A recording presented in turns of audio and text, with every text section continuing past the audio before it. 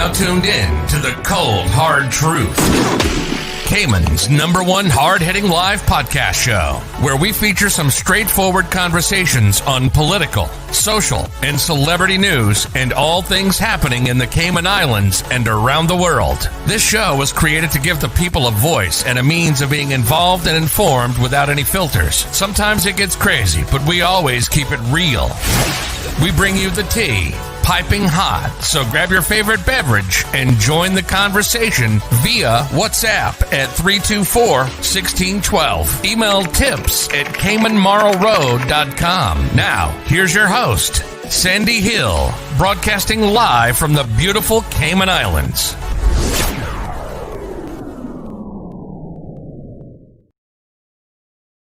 Miracle Brokers is back. That's right.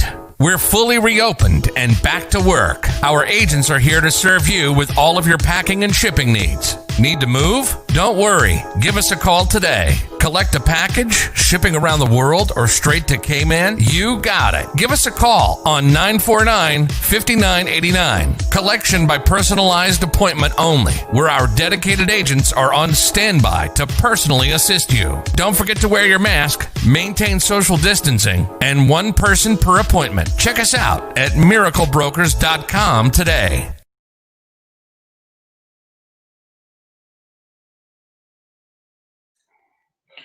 Okay, good evening, folks. Welcome to another episode of the Cold Hard Truth. So much is going on. There was a little accident there in Lower Valley that had traffic backed up. In case you missed that. Sorry, just trying to get someone sorted here. How are you guys doing? All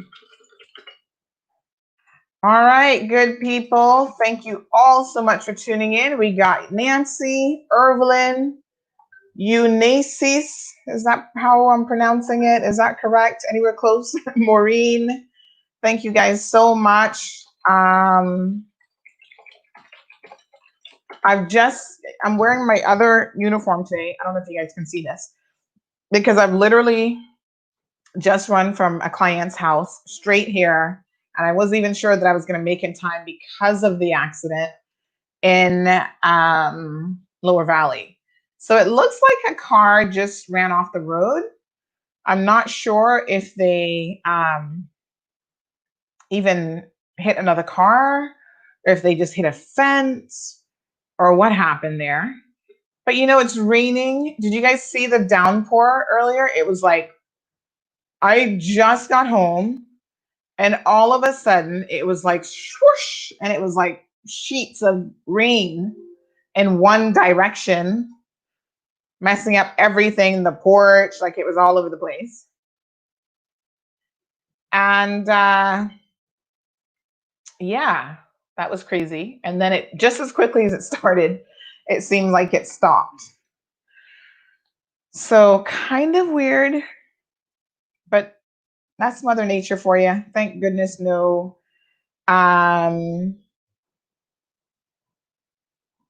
hurricanes yet. Although I saw that one of the hurricane tracking systems has done some prediction with where they've increased now the number of hurricanes. It was already supposed to be a bad hurricane year. Now they're like adjusting it up again. I'm like, are you kidding me?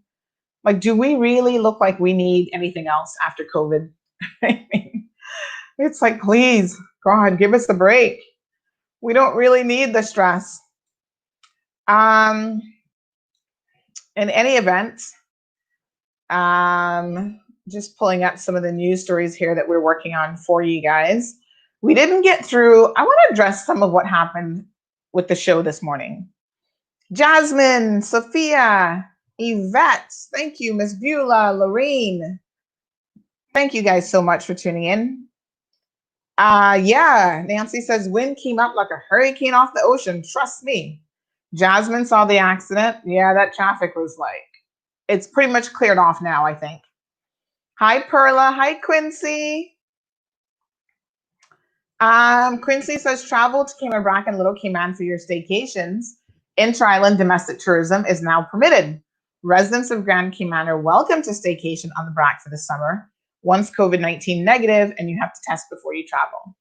Good idea, Quincy. Let's talk about some of these staycations a little bit later on, because some of them would have never allowed you on their properties previously, and now because they're desperate, they will take your money. But be mindful of who you're giving your hard-earned money to if you need a staycation. Rosanna, what's up, girl? Thank you for tuning in.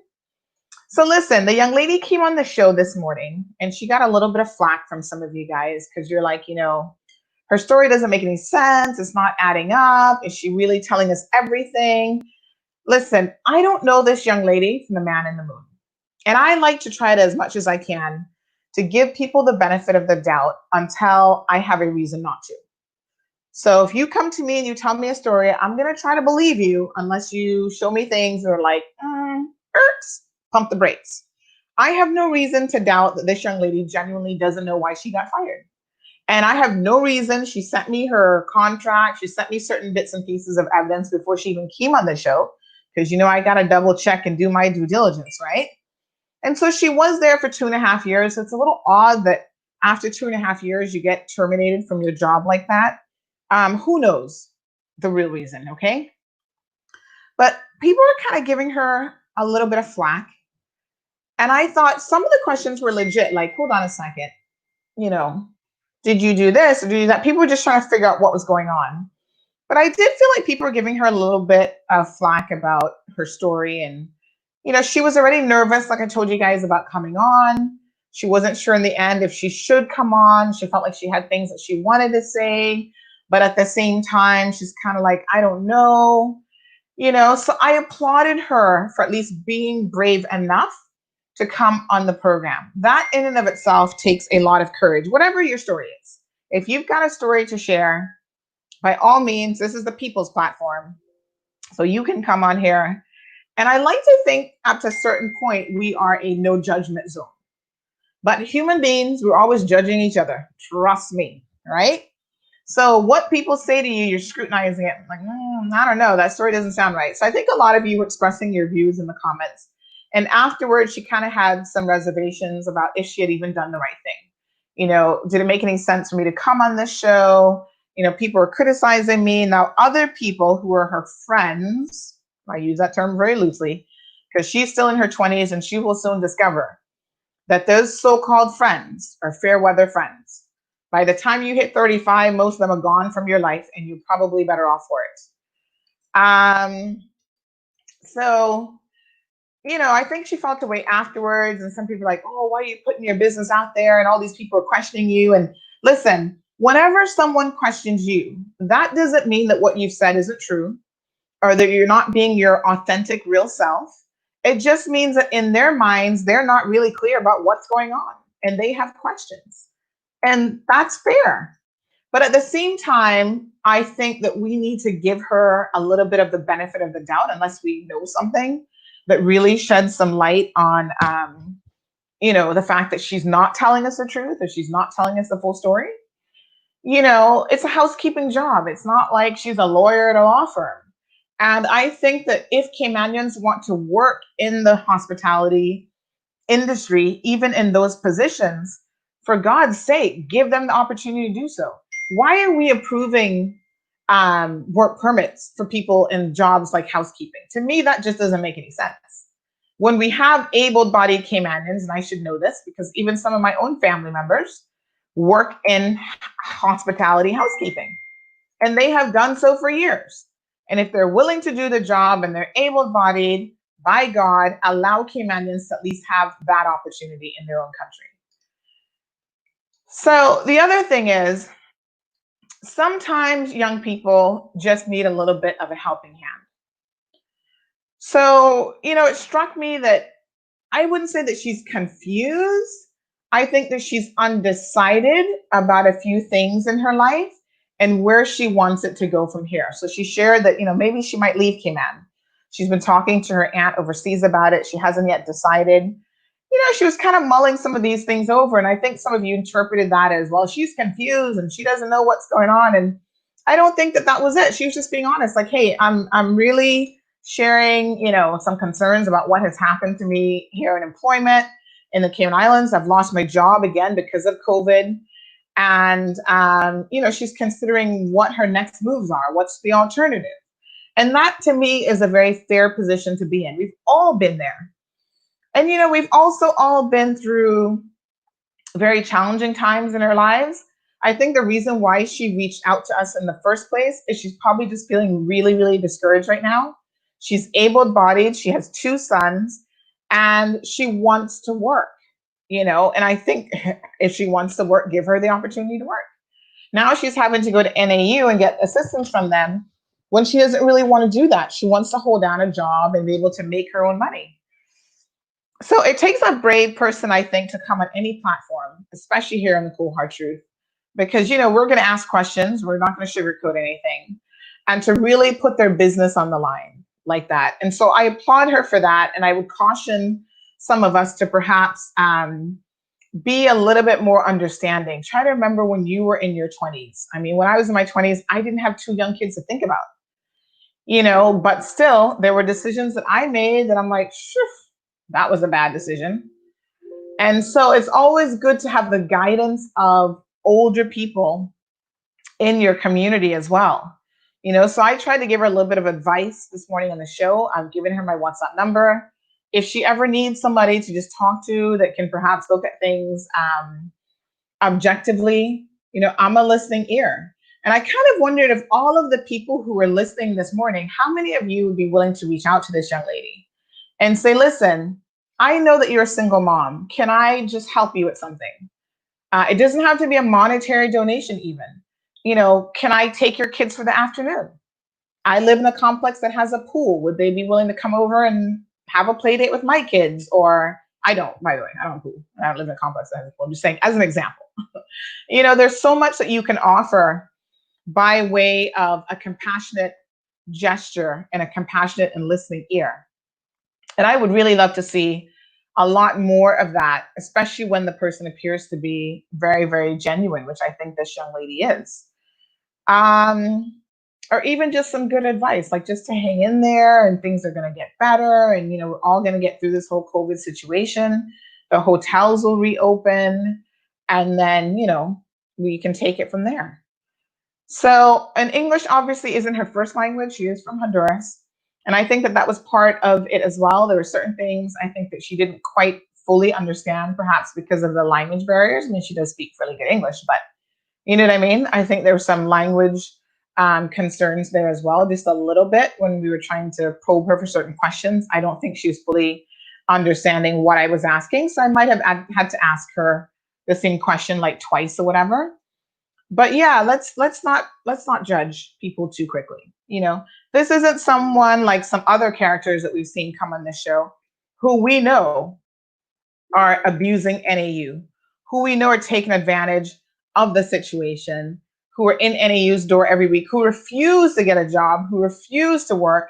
They would rather, beg an MLA or all of these other things. They're not interested in maintaining any sort of gainful employment. And I honestly did not get that sense from her at all. So again, I want to thank the young lady, like I said, for coming on and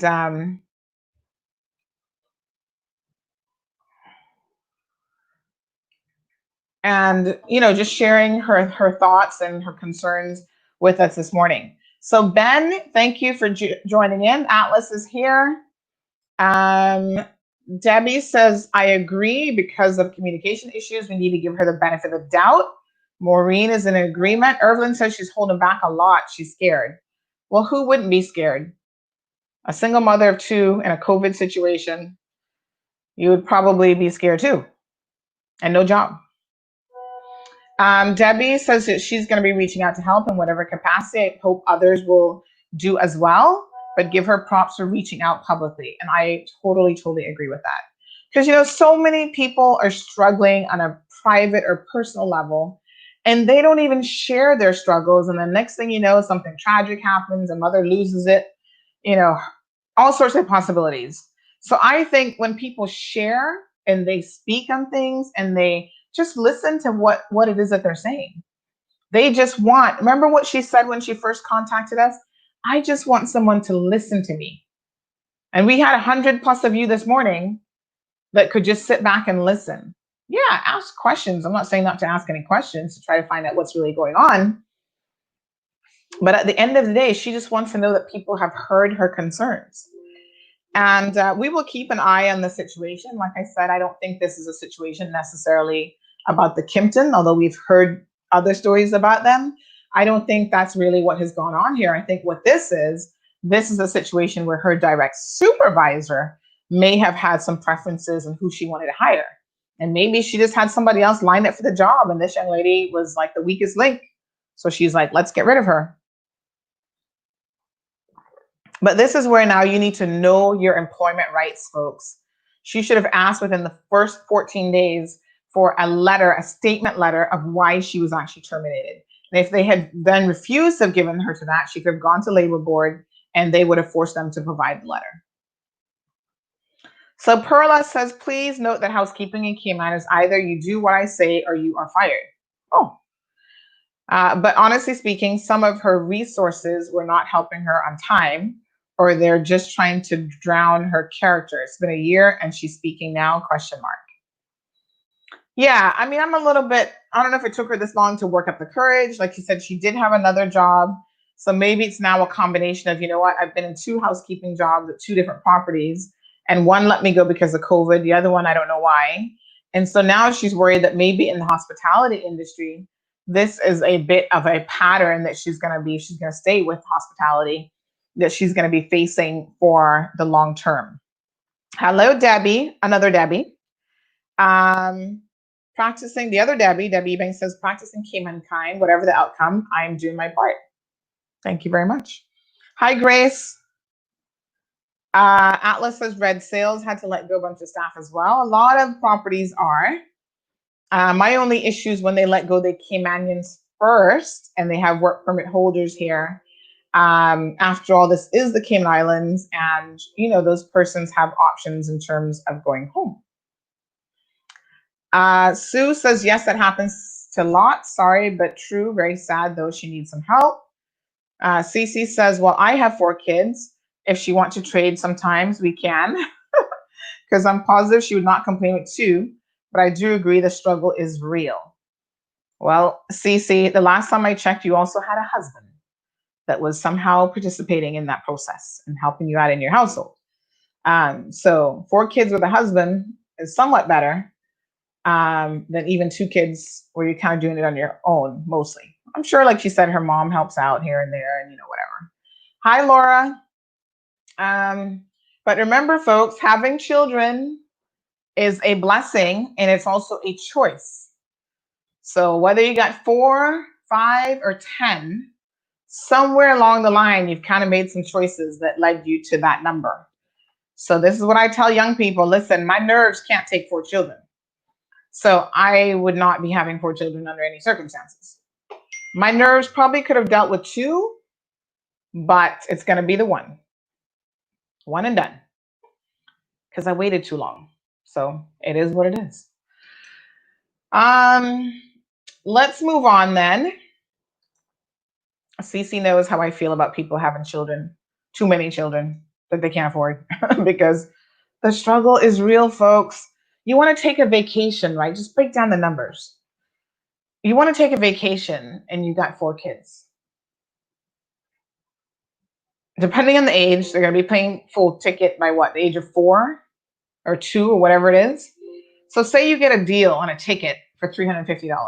350 times 4. Let's do the math. How much money is that?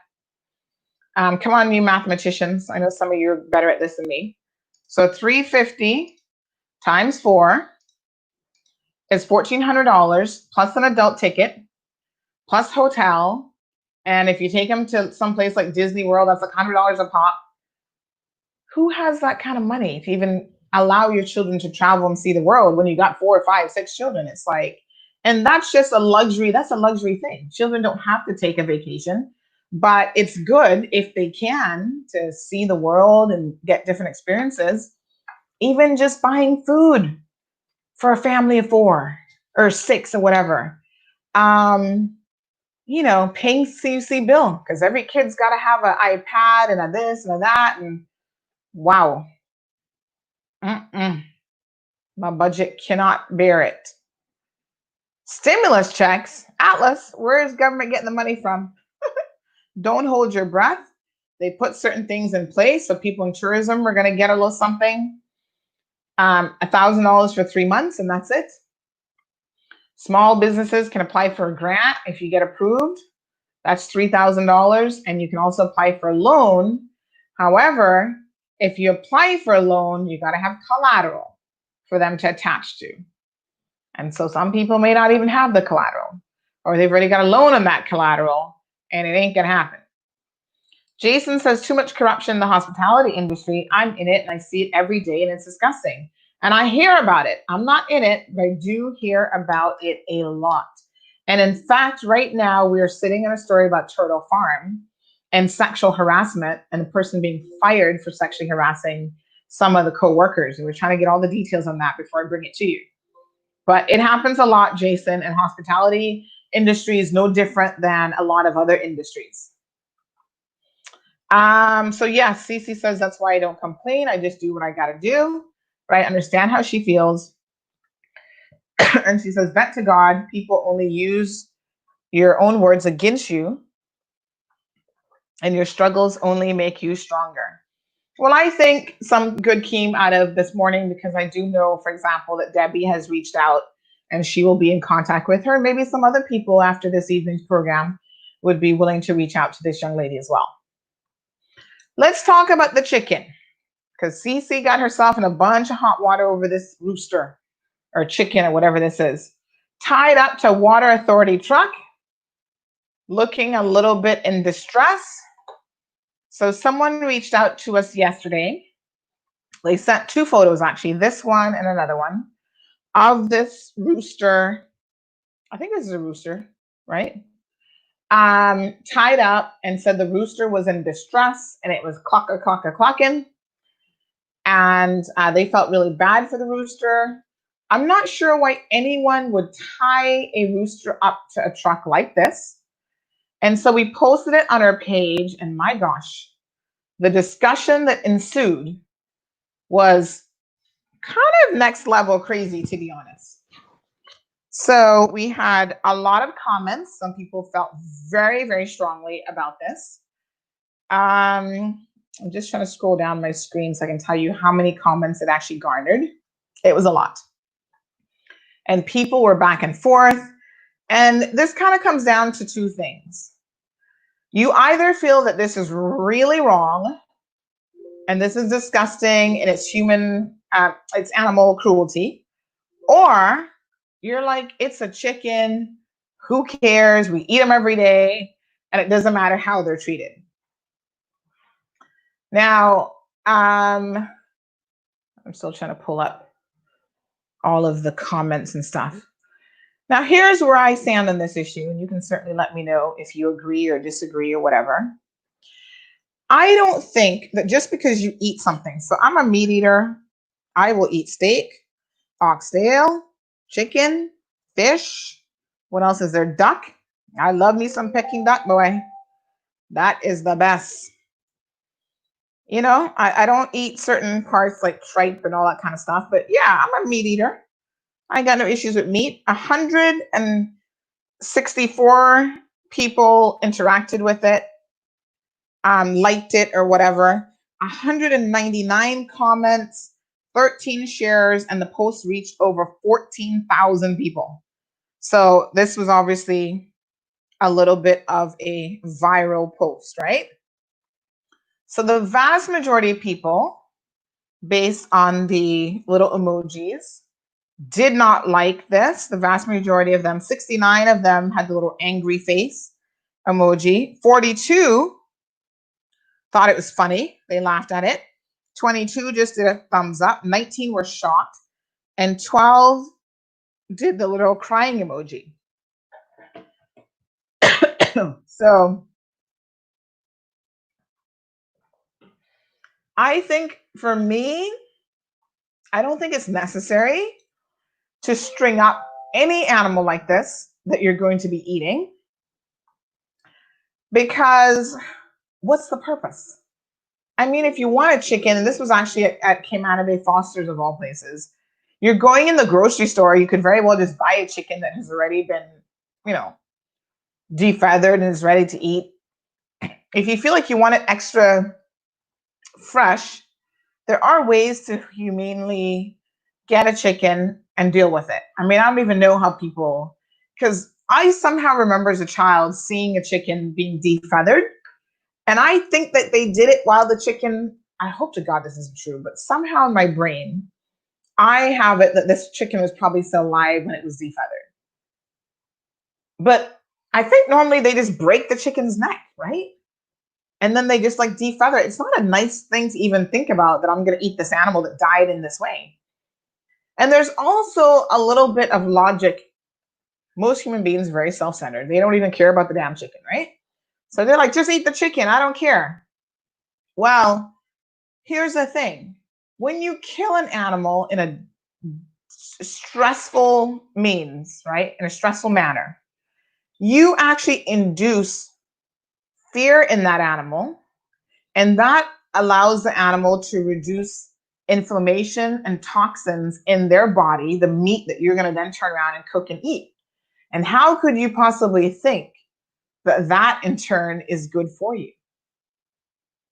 There's a reason why I think, just even if you're not an animal lover, to be completely self-serving, that you should try to treat animals as humanely as possible, even when you have to take their lives.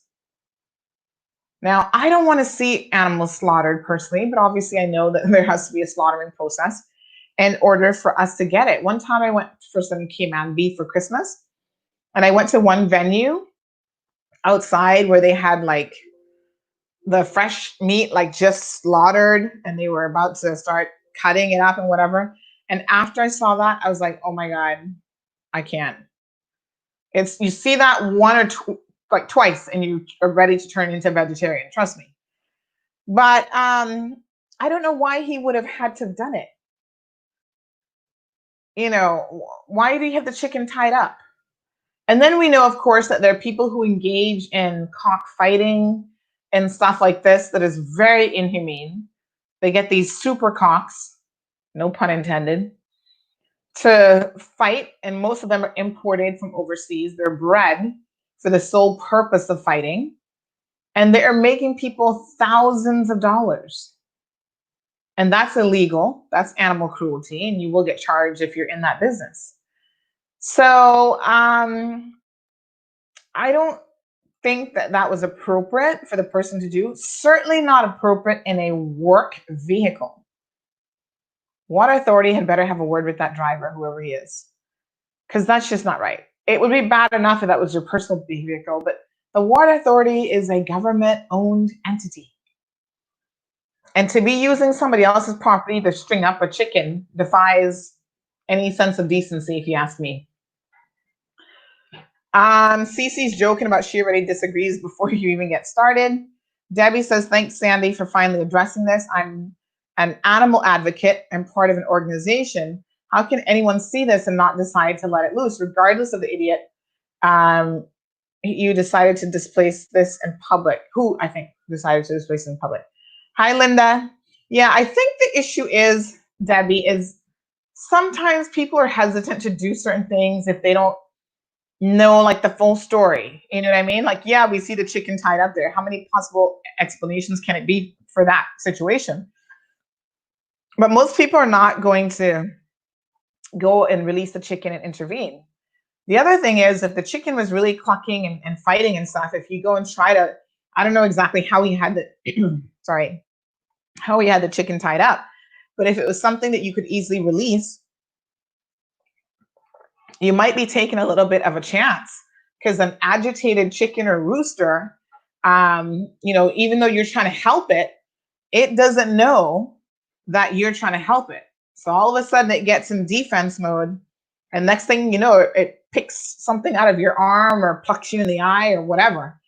So I have been in situations before, Debbie, where you see an animal in trouble and you try to go rescue the animal, and you get yourself in a little bit of trouble and you get injured in the process. Sometimes that's happened with dogs. Like, you see dogs in the street and you try to help them. and you actually can make it worse. So I can understand people's hesitation sometimes with just saying, well, I'm just going to go and let this animal go or rescue this animal. It could be more, they're taking on more than they can. But what I would have done if that was me was, hello, 911. This is Sandra Hill, and I'm here right now at Foster's Cayman Bay, and there's a water authority truck, license plate number, blah, blah, blah, with a chicken hanging off the side. Please send the authorities immediately. And I would have taken a picture of the license plate, a picture of the full vehicle, and I would have probably sent it to Mall Road and sent it to the water authority as well. Waited for the police to come to deal with the truck owner, or the truck driver, I should say, since it's a government vehicle. And then hopefully they would have let the chicken go. So I don't know if the water authority will be making any statements about this. Obviously, I'm sure that they've seen it. Like I said, the picture garnished a lot of attention. It went viral. The 14,000 people on this island or around the world, because that's not necessarily just in Cayman, have seen that photo, and probably more because a number of people shared it as well. So yeah, I mean, let's be humane about how we're treating animals. It doesn't matter. Listen, the only animal that you don't have to be humane with when it comes to me are like insects, because they're not really animals to me, they're insects. So if it's a roach, slap it hard. Spray it, slap it, whatever you got to do. Centipedes, flush them down the toilet. I'm not about, oh, well, it's a cockroach, I'm not going to kill it, let's put it outside. No, no, no, honey. It's a cockroach. You've come inside my house. That's a no zone. That's the dead zone. And so we have an understanding around here with insects. You come in my space, you can stay outside all you want. But once you come inside and I see you, I'm too scared of you to do anything, but somebody's going to kill you. So, get out. It's only the little lizards that I try not to do anything to. And I try to call somebody, my husband, whatever, oh, get the lizard. But boy, they are so fast. Can I tell you, those lizards? Oh my gosh. I saw one this morning. And I think he's been in here for a little while because he's looking kind of scrawny and he's not moving very fast. And this normally happens because there's nothing for him to eat inside my house because there's no other insects in here. So I feel sorry for him, but if we can catch him, we'll release him and put him outside. But anything else, you are taking a chance with your own lives. So there's some kind of scammer story that someone's sending me. I'm trying to get some details on that, maybe by tomorrow morning. All right, so Carol says you have to bleed them by slitting their throats and plucking the feathers while they're still warm, otherwise the skin bruises. My sister and her husband used to raise turkeys for Christmas, but the chicken died. I'm not sure if you typed more than that, but that's all I see. The energy these people have about a damn chicken, they should have the same energy about injustice, corruption, stinking fidelity, Caymanians not being put first preference, abuse in the workplace, employers robbing employees of pension and insurance. The list goes on. Y'all worried about the wrong damn things. Cindy, it is possible to be an advocate for more than one thing, or to speak out for more than one thing. So just because people are offended and do not like to see a chicken mistreated doesn't mean that they don't speak out about all those things. I know Debbie, for one, is all about human rights. So it's not, we don't have one-track minds where the only thing you can think about is the chickens. You can see an issue like the chicken and say, I don't agree with that. I don't think that's right. You can see an issue about human rights or kids or whatever and speak out about that as well. So you can lend your voice to more than one thing. So I don't think that's really a complete statement in terms of, that those people aren't concerned about anything else. I think if that was a child tied up, I would hope you'd have 20 times as many people saying, what the hell is this? So, yeah, I think people are genuinely concerned about, animals. And it's not just, yes, we eat them, but here's my thing. If you can abuse the simplest of things, that can't protect themselves, so children and animals, you'll abuse and kill anything, as far as I'm concerned. like legit, because something is missing in your arsenal of what's in your heart and mind connected.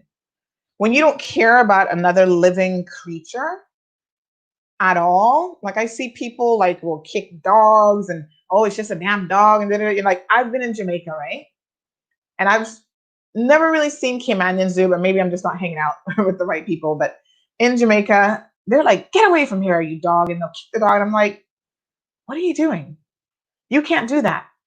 And they look at you like, what? You're taking out for a dog? Yes. Yes, the dog is a street dog or street mongrel or whatever you want to call it. That's no fault of the dogs. That's because you as human beings keep getting these dogs. You won't fix them. You make them overbreed, overpopulate. And then what are the poor dogs supposed to do? They're walking around looking for scraps. Yes, they're going to poop all over the place and beg you for food if they see you outside. But that's not the dog's fault. It's human beings who've domesticated them and then let them run wild.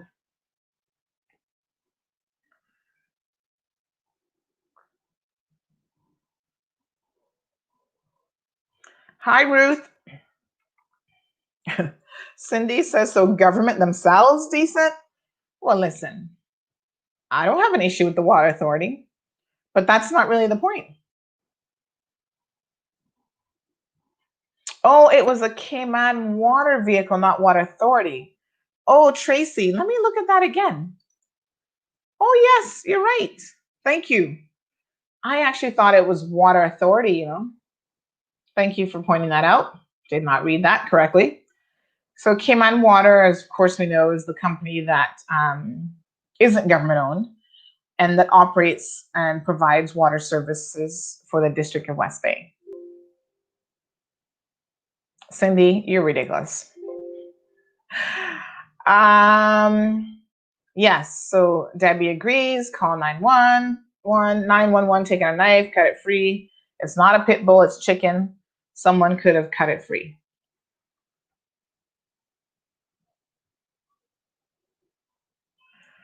Carol says it posted before I finished. The chicken tied up before, like that is wrong. Don't care if he was going to eat it or have it in a cage for them when you catch them. Have a cage, right? You can't compare animals and children, says Cece. Well, they're both living things. We have elevated ourselves to a higher standard, but there's some very intelligent creatures in the animal world. And does that mean in terms of basic treatment that you can treat animals like shit? But that if you treat animals like shit, you're gonna treat children okay? Here's something that you may not know, Cindy. I actually I'm no psychologist, but I do have a minor in abnormal psychology, which I got from the University of South Florida when I was doing my bachelor's degree way back when, in the 90s. And I have studied a lot of interesting criminals as part of that degree program, narcissists and serial killers and stuff like that. One of the hallmarks of a serial killer, there's like 5 things. I can't remember them all right now, but there are 5 things in the personality profile of serial killers that will almost guarantee you that that person will become a serial killer and that they'll be a serious sociopath. One of the early markers is a child who's a late bedwetter. Another one, and you kind of need, it's like the trifecta kind of thing, right? You need them all together. One of the other things is a child who abuses and kills animals. A child, okay? So almost all serial killers, when you look into their background, they used to torture. They would get, whether it was like chickens, rabbits, cats, dogs, they would torture them. They would cut them up. They would do all sorts of things to these animals. And so that is also one of the markers that you look for in the personality profile of a serial killer. And what it demonstrates when you are unable to empathize with another creature just because they're not a human being, that disconnect can be a very dangerous trait in your personality. And combined with other things, and just being in the right environment that triggers that psychoticness in the personality or the narcissism, whatever, you will have a very dangerous person on your hand.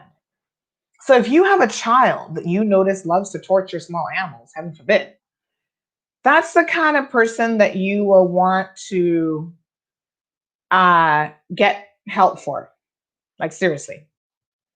And it's something worth looking into if you have any interest in abnormal psychology or serial killers. I can't remember. It's the 3 markers of a serial killer. I thought it was 5, it actually says 3. So let me tell you what they are. It is called the McDonald Triad, right? 3 behaviors that predict serial killers. Here it is right here, being cruel to or abusive to animals, especially pets, setting fire to objects or otherwise committing minor acts of arson, and regularly wetting the bed. And this psychiatrist named J.M. McDonald first published a controversial review in 1963 after studying the childhood behaviors and tendencies towards violence in adulthood. And so he picked up on these 3 signs, and animal cruelty is definitely at the top of the list. So this is what he believed. Cruelty to animals stemmed from children being humiliated by others for extended periods of time. And this was especially true of abuse by older or authoritative adults who the children couldn't retaliate against. In other words, they're being abused in some way, and they can't do anything about it to that person because the person's a parent, a stepfather, whatever. So what they do instead is they take their frustrations out on animals, defenseless animals, something weaker than them. And they feel like they have some sense of control or power over those animals. So it's something that has been discussed with numerous, like I said, whether it was like a Ted Bundy or I'm trying to remember some of the other names, but they all kind of have these links to this sort of thing.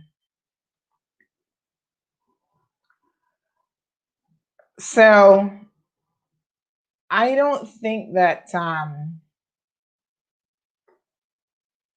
it's a good idea to encourage any abuse towards animals.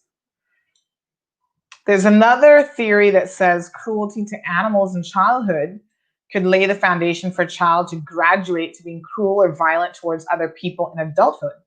This is called the graduation hypothesis. So again, you start with the small things and eventually you work your way up. Or just repeated violence related to animal cruelty allows you to become desensitized against being violent towards people as well. Someone who can torture a dog or an animal and they have no sense of, oh my God, I feel for that animal right now. Something's a little missing. That's a fact. I'm telling you straight up. Cindy doesn't agree. She said she'd kick her dumbass dog for tearing up the garbage, but nobody can ever harm my kids in front of my eyes. I'd turn a serial killer for free. No trace of behavior, nothing, just slit a person's throat. Cindy, you may be missing the point.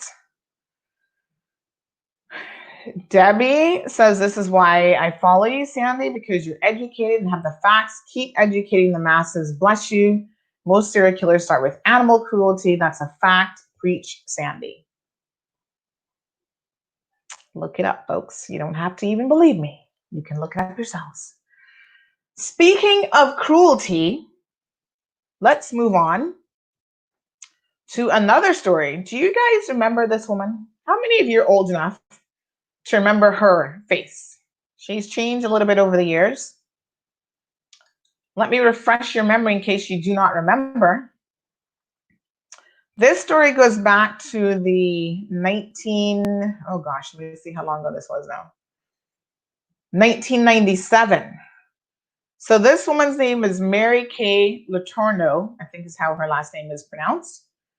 She was a school teacher who was having sexual relations with this, he was an adult in this photo, but she started having sexual relations with him as a 12-year-old boy.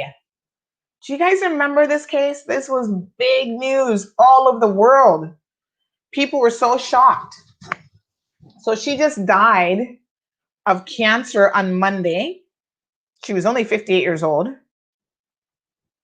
which is relatively young. And she was convicted of raping him when he was in the 6th grade. And he was actually, listen to this, he was actually by her side for the final 2 months of her life before she died of cancer. Now, he was 12 years old, folks. You know, this relationship has done a number on him psychologically. I don't know if he's been getting any emotional help. They actually went on to get married because she got pregnant by him. I don't know if you remember this. And they actually had 2 daughters, I think. And one of the babies was born while she was actually in jail. So he's now 37 and she's died at 58 on Monday. She was, how old was she at the time? She was in her 30s. I think she was 34 when she started having a sexual relationship with him. Yes. He was 12 years old, a 12-year-old. I mean, my God. And she was 34 and a mother of 4. After her conviction, she gave birth to the first of their 2 children. She was paroled in 1998, but then returned to prison after she was found breaking her parole for having contact with him. And she gave birth to their 2nd child while in prison. So, I mean, come on, folks. You go to jail, you get paroled, and then you're doing the same thing.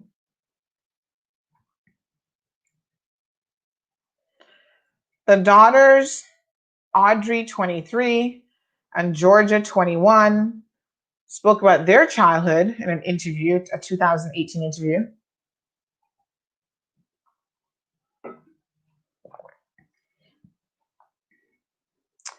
So, what a mess. A lot of people are like, oh, you know, she loved him and he loved her, and this was a love story. They eventually got married in 2005, and he filed for divorce, legal separation in 2017, and the divorce was finalized in 2018. This is disgusting. This is no different than had a man done it, except we live in a world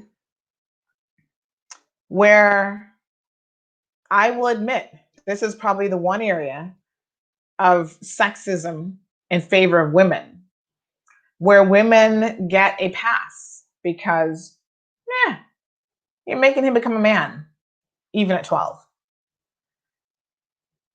And so, although she was legally convicted of rape, there are a lot of people who in their minds didn't see it as that. And, you know, people talked about, her friends talked about her years later in different interviews, whenever over the years. They said, you know, did she ever admit that she did anything wrong? I mean, she stood up in court and read some letter and, you know, cried her eyes out, blah, blah, blah. But the truth of the matter is, her friends said they don't really think so. They don't think that that was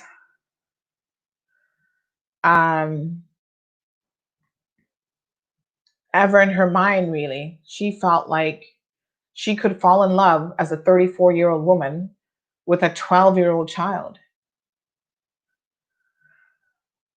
It's crazy. It really is crazy. So that's all over the news today.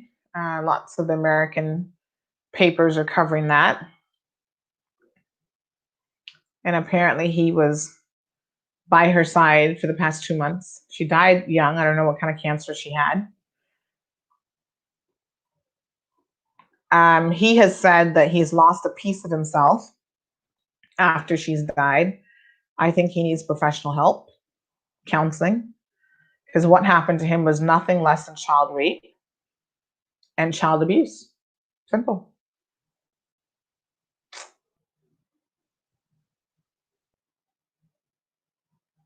Disgusting. Oh, she had colon cancer.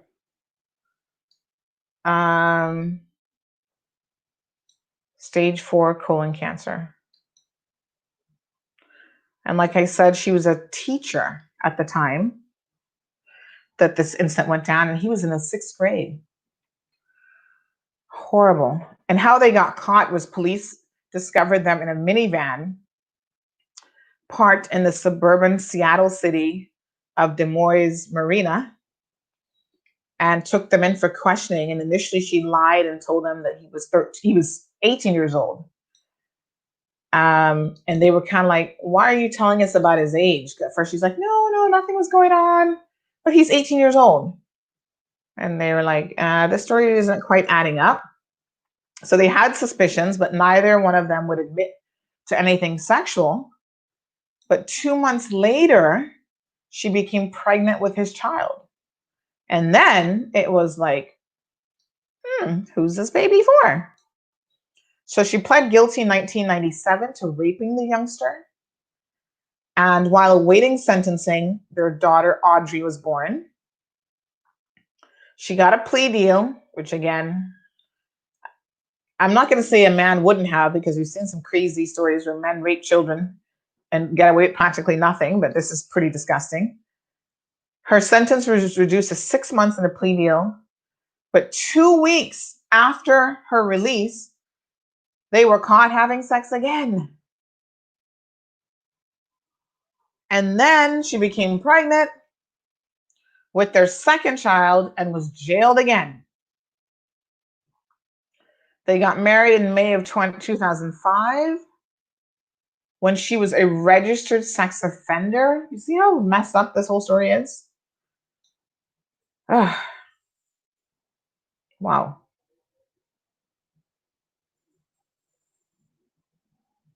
It's crazy.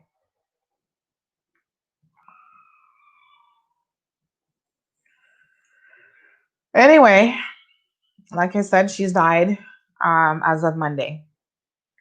Child molesters take all shapes and forms, believe me, you. And people are talking about, oh, they had so much love for each other. Wow. Okay. Enough of that dysfunctional situation.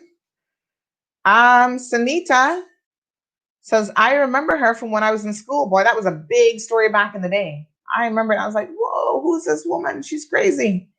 Andy says, psychopaths start off by torturing and killing animals before they move on to people.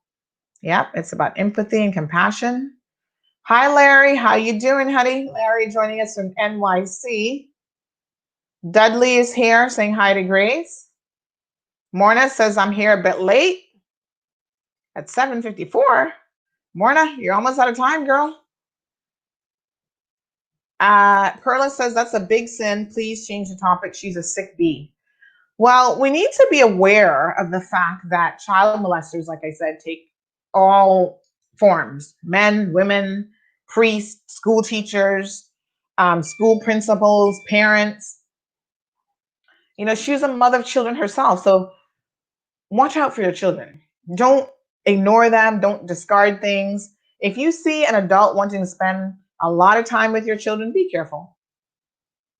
Teach your children that certain behavior is unacceptable, because children will want to trust adults, trust people in positions like the preacher or the priest or the school teachers. And, you know, you're setting your children up for failure if you're not having these conversations with them. I remember years ago there was locally a local artist who said that, I don't recall how old he was, if he said, but that the helper in his home, whose mother had hired to take care of him, was sexually molesting him. And he got sexually molested by the helper. Morna, we're talking about this Mary, what was her name? Mary Lou Lasorno, whatever, who back in the 70s, she was a school teacher, was convicted of raping her 12-year-old student at the time. She died on Monday. Yeah, and he admitted that the helper was taking advantage of him. And as a boy in particular, it's hard for you to go and complain to anybody because people are like, well, what's the issue? She's trying to make you into a man. And that's, especially in the Caribbean, a pervasive mentality that is very disgusting, and it opens up our male children to being abused and forced raped just as much as the girls. And there's a whole discussion about people who are dysfunctional. There was an article some time ago that I posted up about it, and it's a whole level of dysfunctionality, really, of these young boys who start having sex at 11 and 12 years old. And yeah, they think that they are men, and they are not. And it leads to a lot of psychological issues and social issues where they're always trying to prove their manlyhood, for lack of a better word.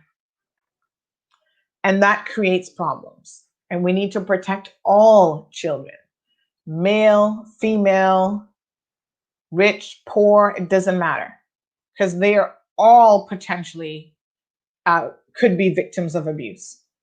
Just like anyone could really be a perpetrator, anyone could become a victim. So let's always speak out against this sort of thing. I know it's hard to talk about, and it is disgusting, and we don't want to think about it. We don't want to talk about it. But how else do we hope to ever change things? You got to talk to your children to let them know there's sick people out there who will take advantage of them. And so no matter who it is, if it's the helper, if it's someone in the family, the uncle who wants to take them fishing, and while out on the boat, he's molesting your children, that's a real story right here in the Cayman Islands, right in Cayman Brac. I know of these stories. I've had a lot of victims, come forward and tell me their stories. Uncles and different people that were trusted family members. And sometimes as adults, they still cannot tell their family members, their parents, what happened to them. And the worst part of this is they are subjected to having those persons come around them, knowing what they did, and it tears them up inside and they're disgusted by it. But because they haven't shared the abuse with anyone, they have to pretend like nothing's wrong. Or sometimes maybe it's obvious because they'll leave the room and the person comes in the room or whatever. And people just think, oh, you just don't like this individual. There's a real legit reason why your daughter doesn't like your uncle. And it's not what you're thinking. It's your uncle was molesting or raping her at the age of 10, 11, 12, whatever. All right, folks, we are out of time. Sorry that we had to have the discussion, but the cold hard truth is never an easy pill to swallow. Thank you guys so much for tuning in. Christine Perla says honesty is key, but some adults don't believe their own children. Now that's the worst. Trust me. I think any parent who has a child that comes to them and tells them something like that has happened, and they do not take that child seriously and investigate what's going on, needs to be beaten with a cow cod in the middle of town. Like, seriously. What parent will choose a man over a child? But it happens all the time. I know of a case right now.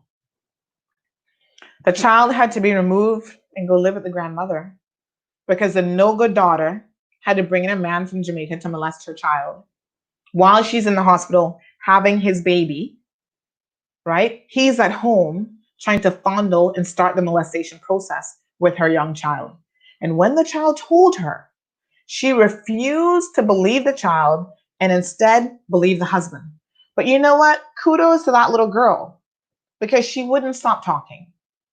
She told her other family members, and those persons tried to get her help. Talk about a no good mother. because you need to keep a man that, by the way, is in court for exposing himself to another woman who's a total stranger on the streets, is of no good to you, not going to hold on and teach you nothing. Not that any of that would make abuse right, but it even makes it worse. What does this man have to offer you? Nothing. He's here to use you and to take from you. And apparently now her and her cousin or sister or somebody bringing down the whole family of him because now his brother's here. Sanita, you are so right. Desperate women. They act like they've never had a man before. And they're willing to choose no good, nasty SOBs over their own children that they carried for 9 months and that they have a legal obligation to protect. Unbelievable. Diana, thank you for tuning in. Yes, Jacqueline, trust me, it is crazy. All right, folks. Kyle, you're late. You're going to have to go back and hit that rewind button. Rewatch the show. It stays up on Facebook. It stays up on YouTube. We're simulcasting, so you guys can certainly tune in and watch it on both platforms. I see we've got 7 people on YouTube tuned in at the moment. Big shout out to all those folks. Thank you so much for joining the platform there. Debbie's talking about Jeffrey Epstein. Yeah, they caught his, I don't know what she was really, his, I don't know, organizer of his sex rings and whatever. And they've thrown her in jail. And apparently they're going to start interrogating her. And it seems like she has a lot to say, or she will be having a lot to say. And the FBI wants to talk to Andrew from the royal family. Because one of those women at least have said that he raped her while she was on one of Jeffrey Epstein's properties some years back, when she would have been underage. So abusers, trust me, rich, wealthy, royalty, it doesn't matter. That would be the queen's son, for those of you who don't know who I'm talking about. Absolutely disgusting to know that you could be born into a position of such privilege where you could have anyone of legal age that is willing. Why do you have to rape an underage girl? Just disgusting people. They're all sick. And when you see someone like a Jeffrey Epstein, and he has this inner circle of friends hanging around, his pedophile concubines and whatever, they're just like him. You don't hang around someone like that if you're not like them. Lisa, go back and listen to the show. Sorry you guys tuned in a little bit late, but we only do an hour on Tuesdays and Thursday evenings. But thank you guys so much for tuning in. We'll be back here at 7:15 in the morning. Talking about all the happenings in the world. So thank you guys again so much. We appreciate the love, and I'll see you in the morning, God's willing. Miracle Brokers is back. That's right. We're fully reopened and back to work. Our agents are here to serve you with all of your packing and shipping needs. Need to move? Don't worry. Give us a call today. Collect a package, shipping around the world, or straight to Cayman? You got it. Give us a call on 949-5989. Collection by personalized appointment only, where our dedicated agents are on standby to personally assist you. Don't forget to wear your mask, maintain social distancing, and 1 person per appointment. Check us out at miraclebrokers.com today. Thank you for tuning in to another edition of The Cold Hard Truth. Make sure to check Facebook for showtimes and more information and the latest news at CaymanMarlRoad.com. Subscribe to our IG and Facebook pages to get the latest happenings.